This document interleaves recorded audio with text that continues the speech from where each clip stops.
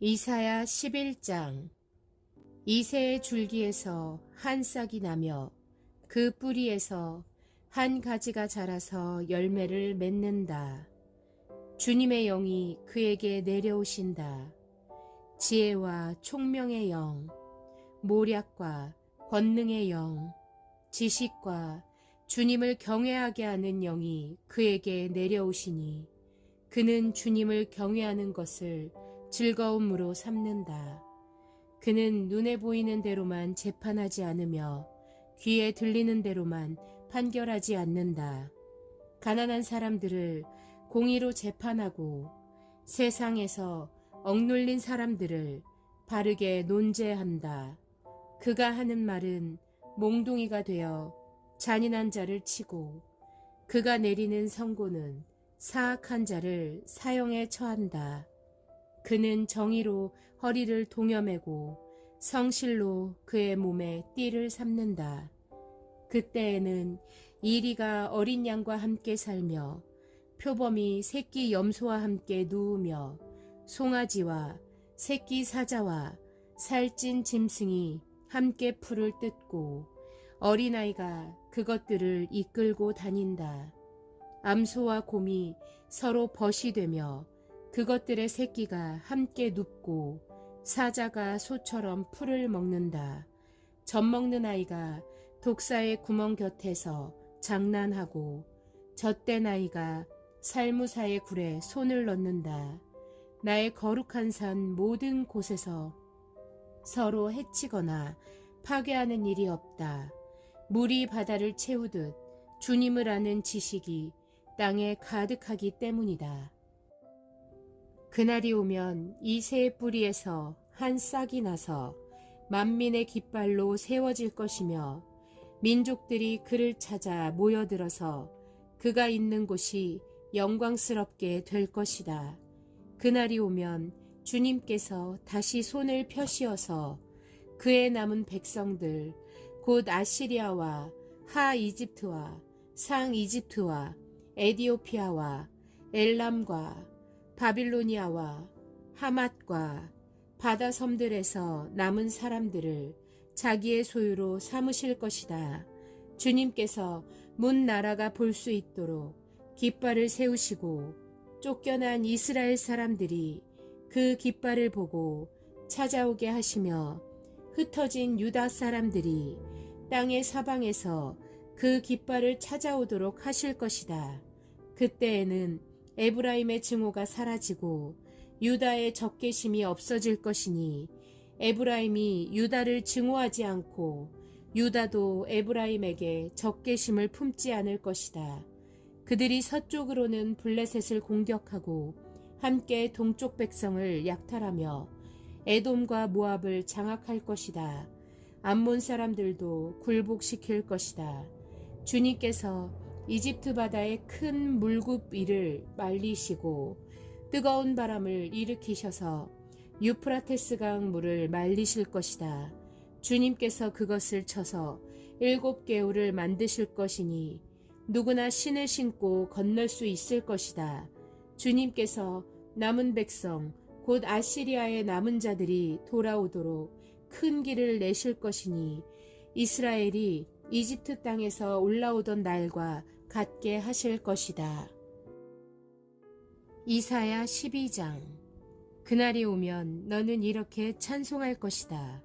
주님, 전에는 주님께서 나에게 진노하셨으나 이제는 주님의 진노를 거두시고 나를 위로하여 주시니 주님께 감사드립니다. 하나님은 나의 구원이시다. 나는 주님을 의지한다. 나에게 두려움 없다. 주 하나님은 나의 힘, 나의 노래, 나의 구원이시다. 너희가 구원의 우물에서 기쁨으로 물을 기를 것이다. 그날이 오면 너희는 또 이렇게 찬송할 것이다. 주님께 감사하여라. 그의 이름을 불러라. 그가 하신 일을 만민에게 알리며 그의 높은 이름을 선포하여라. 주님께서 영광스러운 일을 하셨으니 주님을 찬송하여라. 이것을 온 세계에 알려라. 시온의 주민아, 소리를 높여서 노래하여라. 너희 가운데 계시는 이스라엘의 거룩하신 분은 참으로 위대하시다. 이사야 13장. 다음은 아모스의 아들 이사야가 바빌론을 두고 받은 엄한 경고의 예언이다. 너희는 벌거숭이가 된 산 위에 공격 신호 깃발을 세우고 소리를 높여서 용사들을 소집하여라. 바빌론의 존귀한 자들이 사는 문들로 그 용사들이 쳐들어가도록 손을 들어 공격 신호를 보내라.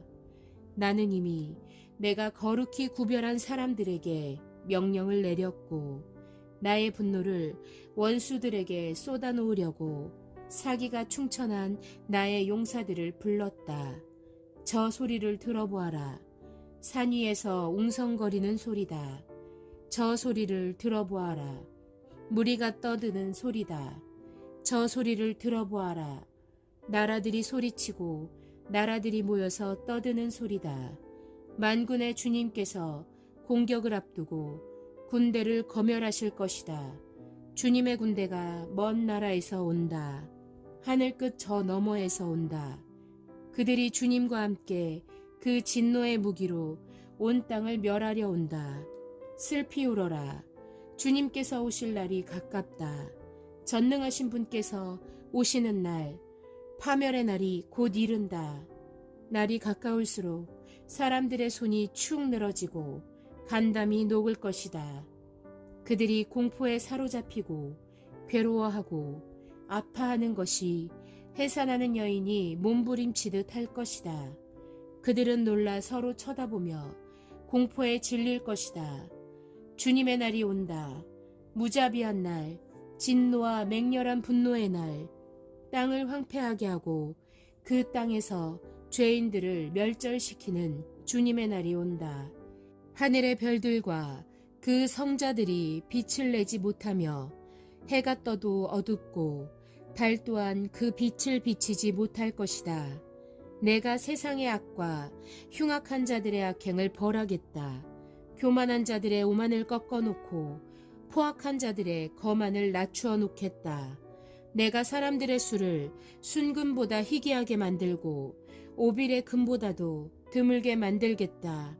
하늘이 진동하고 땅이 흔들리게 하겠다. 만군의 주님께서 진노하시는 날에 그 분노가 맹렬히 불타는 날에 이 일이 이루어질 것이다.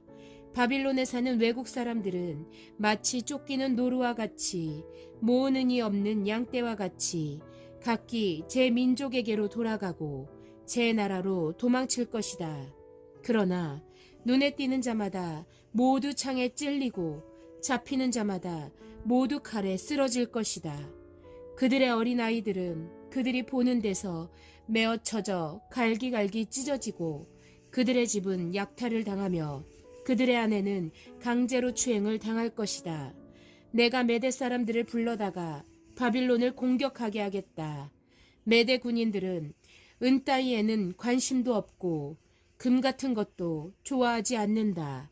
그들은 활로 젊은이들을 쏘아 갈기갈기 찢어 죽이며 갓난아기를 가엾게 여기지 않고 아이들을 불쌍히 여기지 않는다. 나라들 가운데서 가장 찬란한 바빌론, 바빌로니아 사람의 영예요, 자랑거리인 바빌론은 하나님께서 멸망시키실 때 마치 소돔과 고무라처럼 될 것이다. 그곳에는 영원토록 사람이 살지 못하며 오고 오는 세대에도 사는 사람이 없을 것이다. 떠돌아다니는 아랍 사람도 거기에는 장막을 치지 않으며 목자들도 거기에서는 양떼에게 풀을 뜯기지 않을 것이다.